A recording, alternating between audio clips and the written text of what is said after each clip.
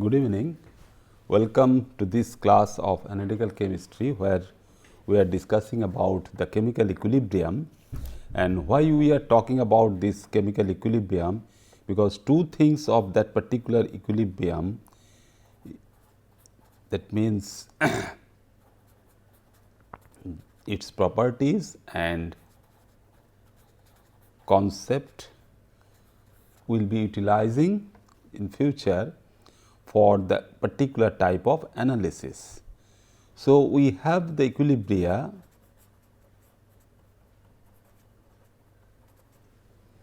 and that particular equilibria, what we are talking about in terms of very simple reaction, what we all know, that the corresponding reaction of water with that of H plus, that means the proton forming H3O plus.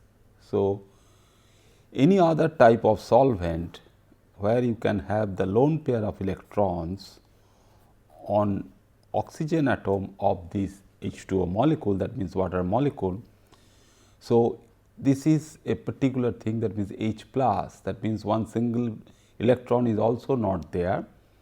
So, if it can form some interaction, that means the coordinate bond, that we all know that a lone pair of electrons when utilized, that means it can be donated to some other species which is positively charged, which is devoid of electron, such that we call in terms of the corresponding coordination compounds when the water is bound to Mn plus.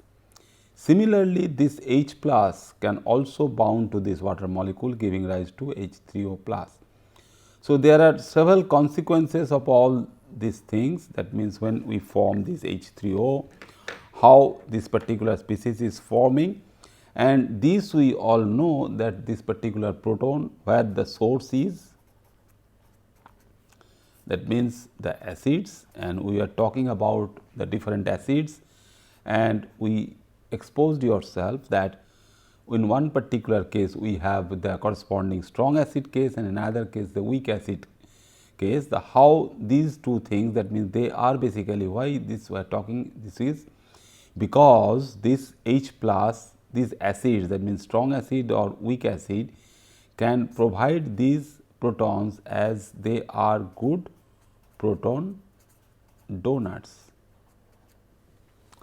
So, what we are seeing so far, that when these two are reacting, so one particular example what we are talking about is not only the interaction of the corresponding only proton to water molecule, but if we consider it as that H2O, and instead of talking in terms of H plus, we can consider this another water molecule. So, one of them, that means one of the water molecule can function as a base and another can function as an acid. So, there will be an acid base equilibrium. So, this equilibrium is a typical acid base equilibrium.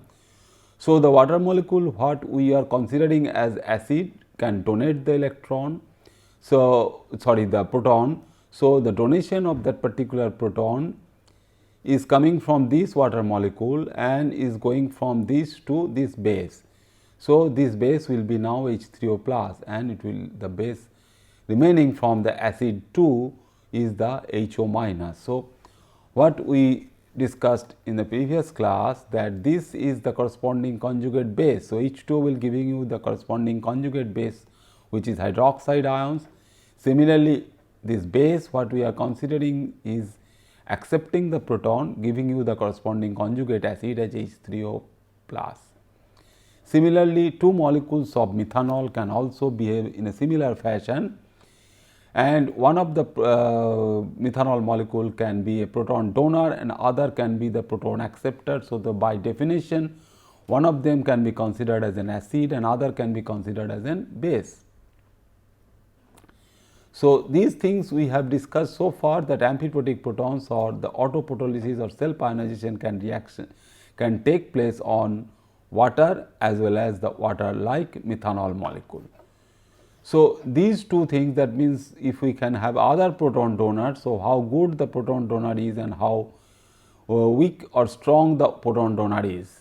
So, the strong acids, if we consider the strong acids, what we will consider or focus our attention that the corresponding dissociation reaction.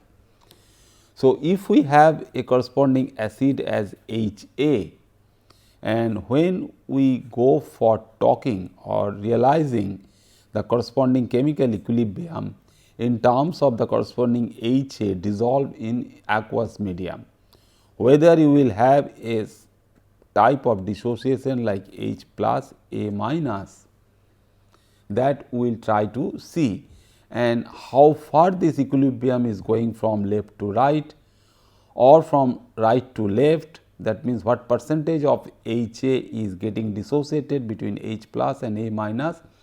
That will also tell us that how much of this H plus is being provided to the solution after dissociation. So, if we consider some other acid, we all know that typical hydrochloric acid, that means the aqueous solution of hydrochloric acid, if it dissociates like H plus and Cl minus, and if the dissociation is going from left to right almost completely. So, 90 or 90 plus or 99 plus percentage of dissociation can take place in water medium. So, this is the medium is the water. So, this can happen that you can have large amount of this supply of H plus, and this particular one can give rise to the amount of H which is originally bound as or in the corresponding form in the gaseous hydrochloric acid. We all know the aqueous solution is your corresponding acid where the dissociation can take place, and if all of them almost give you the H plus, whatever number of H you can have is available from the HCl molecule itself. So, if the dissociation is very large and there will be a complete almost complete dissociation, we can label this as a strong acid. But what about the weak one? The weak one will not go like this. So, weak one will not dissociated in that particular fashion. So, by definition we can consider it as that strong acid dissociates completely, whether the weak acid does not. So, a tendency of the solvent. So, we are bringing now the involvement of the corresponding solvent. That is why I just now told you that your HCl, it is a gas, and when it is dissolved in water molecule, water solvent, water is your solvent, it can function as a very good acid. So, this particular solvent, where we are discussing this from this very first part of this particular slide, that you have these two water molecules, and all we know that water molecules are very good solvent molecules. Similarly, this methanol, the CH3OH molecules are good solvent molecules. So, how solvent can play some important role over here during this donation and acceptance of these protons. So, the tendency of the solvent to accept or donate protons determine the strength of the acid and the base. So, what you see that you have a medium, and that medium playing some important role, that such that your water medium, if it accepts the proton. So, if we bring this water molecule over here and if it accepts water, so that will give rise to H3O plus. So, water can play some dominant role for accepting that particular H plus. So, if you have another water molecule, as I know this H plus is coming from the another water molecule. So, this formation of this H3O plus and the amount of H3O plus forming over there will tell you how strong your acid is. But in case of the weak acid, this kind of dissociation or this much amount of H plus will not form. So, the equilibrium again plays some important role for the strength of the acid and the strength of the weak acid as well. So, what we get in water, again the medium is water. These two acids we are now comparing. Just now we have seen it is hydrochloric acid, and another acid we are considering now is your perchloric acid, HClO4. Again both of them are monoprotic acid, because the formula of hydrochloric acid we all know that is HCl and another one is HClO4. So, in water medium they both of them are leveled. So, that means you have complete dissociation, that means water molecules are functioning in a nicer way to accept protons from both the hydrochloric acid, then aqueous hydrochloric acid or aqueous HCl, as well as aqueous perchloric acid. But if we think that there is anhydrous acetic acid, so acetic acid itself, it can also function, because wherever you have the oxygen and the hydrogen. So, in acetic acid medium, this is, we all know, this weaker corresponding weaker proton donor, that we will consider that what is your weak acid. So, weak acid is nothing but your acetic acid, and this particular equilibrium is not moving very far towards the right hand side. So, we will get very few or very less amount of H plus from this particular medium, but remember, in all these cases we are talking about aqueous acetic acid. Now, for this particular type of leveling effect, what we consider that anhydrous condition we are trying to think of.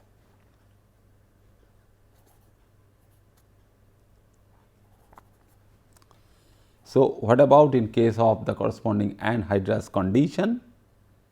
That means no water molecule is present, and these water molecules, whatever they are showing their typical affinity or the function toward this particular proton, will not be shown by this kind of acetic acid.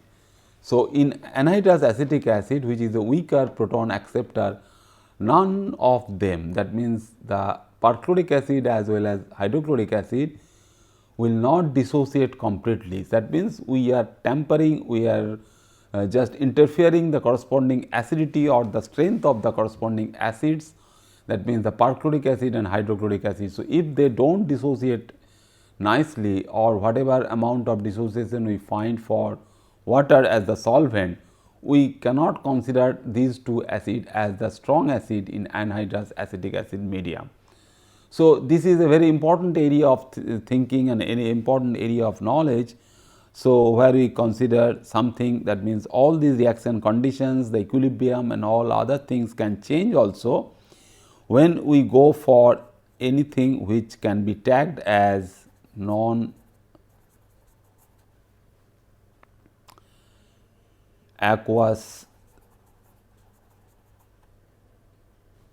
solution. Okay. So, this non-aqueous solution. So, how we can think of this non-aqueous solution is very simple, that we will not have water over there. So, anything which can be liquid,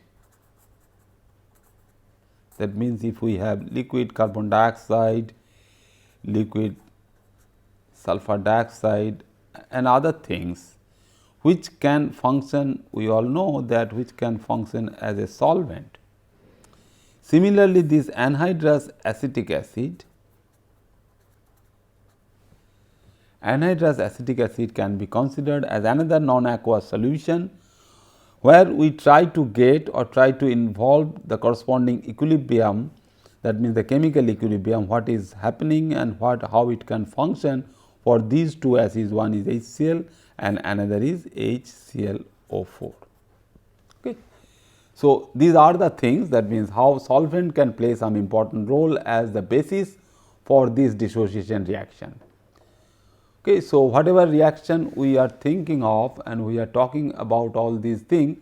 So, is HClO4. So, if the proton is moving, so this is not ClO2 minus, it is ClO4 minus, sorry, this is not ClO2 minus. So, this is the perchlorate anion is moving. So, only this proton is moving from COH to COH plus. So, this thing we are not getting. So, that is why in this particular medium your perchloric acid only. So, perchloric acid will be stronger in this particular solvent medium. So, if the perchloric acid can show dissociation in any other medium apart from our water medium, we can consider them as a good acid if only you have the corresponding dissociation. So, a particular type of equilibrium state we are considering, and how this equilibrium state will be discussed in terms of any other typical example. So, any chemical equilibrium or a chemical reaction, if we talk about this particular chemical reaction, can be your simple oxidation,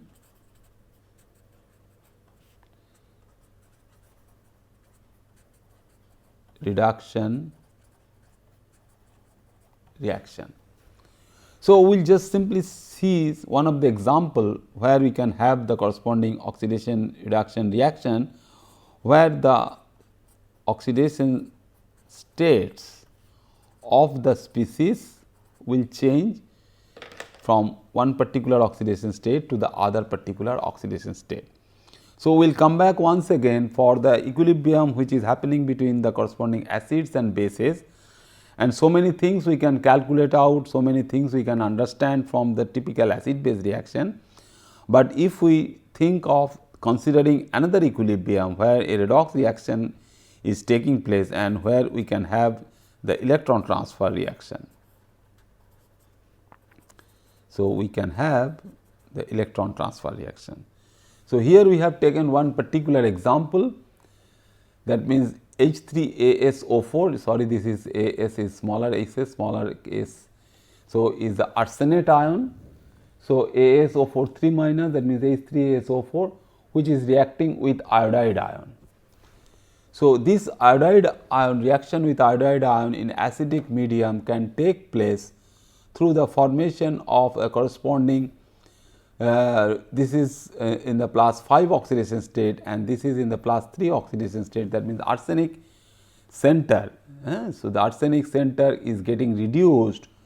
So, this particular one will be, therefore, we are getting that this particular center is reducing. So, this is functioning as an arsenic acid, this H3AsO4. So, arsenic acid is functioning as an oxidizing agent. So, 1:3 reaction, 1 mole of this is reacting with 3 moles of iodide ion, producing a triiodide species. So, what is happening over there? So, iodide, 2 of the iodide ions are oxidized to form I2, and that I2 when reacts are attached to the third I minus, forming I3 minus. So, this can be considered as a very good example of chemical equilibrium, where we visually understand or visually we can see how far the reaction is going from left to right, or if we start from right or right to left, where the equilibrium stands. So, if we have these species, because we are not considering these protons, the protons are always there. So, if we consider the one species like A plus B producing C plus D, so we will be able to write down a corresponding equilibrium constant for this particular equilibrium state. And the rate of the reaction, basically two things we will be considering: the extent of the reaction, how far it is moving from left to right, that can again be judged from the corresponding K value, the equilibrium constant value, and other thing is also how fast that particular equilibrium is reached. So, the rate and extent to which the reaction proceeds to right can be followed by monitoring the color of this triiodide ion, because triiodide ion is nothing but the corresponding attachment of the iodine molecule to the iodide ion. So, triiodide ion is red brown in color and visually we can see it nicely. So, the formation of this, so through this reaction from left to right, if you are able to produce large amount of I3 minus, which is colored, visually you can detect by your eyes, otherwise you can spectrophotometrically determine the exact concentration of this I3 minus due to the reaction from left to right. So, if we consider the same reaction from the other side, that means from the right to left. So, from the right to left reaction is the reverse one. So, this will be reacting. So, the reverse one is reacting and producing this one. So, we can start from, if some reaction is not going from left to right, say 90%, if we are going say about 50% or 40% from left to right, what we see that for this particular reaction also we get something where these are present, but not that much of I3 minus, which is strongly colored, is present. So, this particular, so the color of this I3 minus, because in the previous case this color is developing from a particular reaction condition, we are not considering that the left hand side, the solution mixture, the reaction mixture is colorless. It can have some faint yellow color also, but on the right hand side you have a dark red thing which is being produced at the iodine elimination. So, that we will also consider when we will be talking about the corresponding redox reaction in terms of the corresponding iodometric titrations. Okay.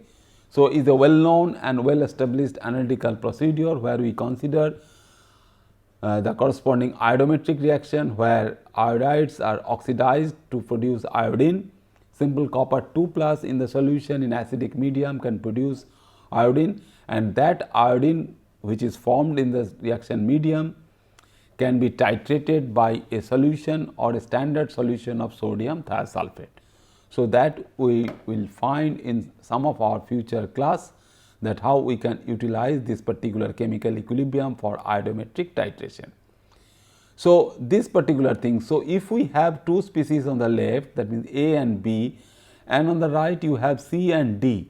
So, what are the corresponding effect, that means the color change, what is happening over there.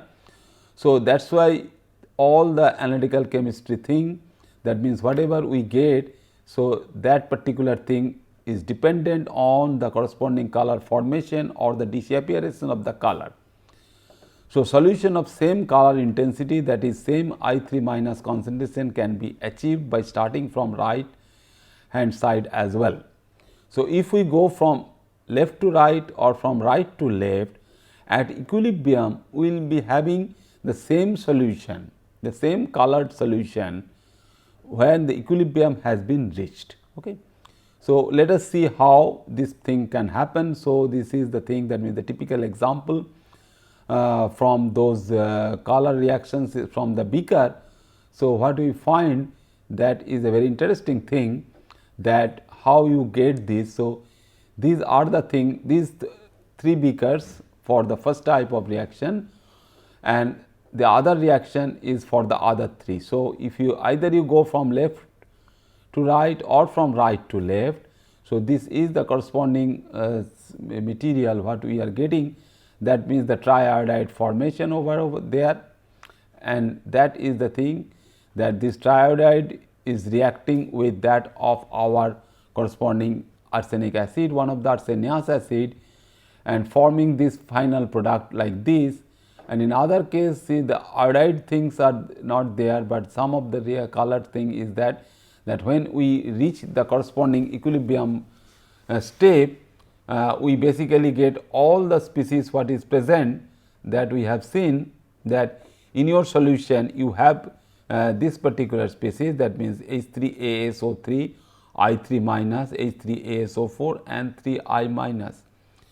So, at the beginning when we are not having the triiodide species, both these two things are colorless. So, when you start from right hand side, both these things are colorless, but when you get this from the triiodide, if only this triiodide ion, so triiodide ion is strongly colored.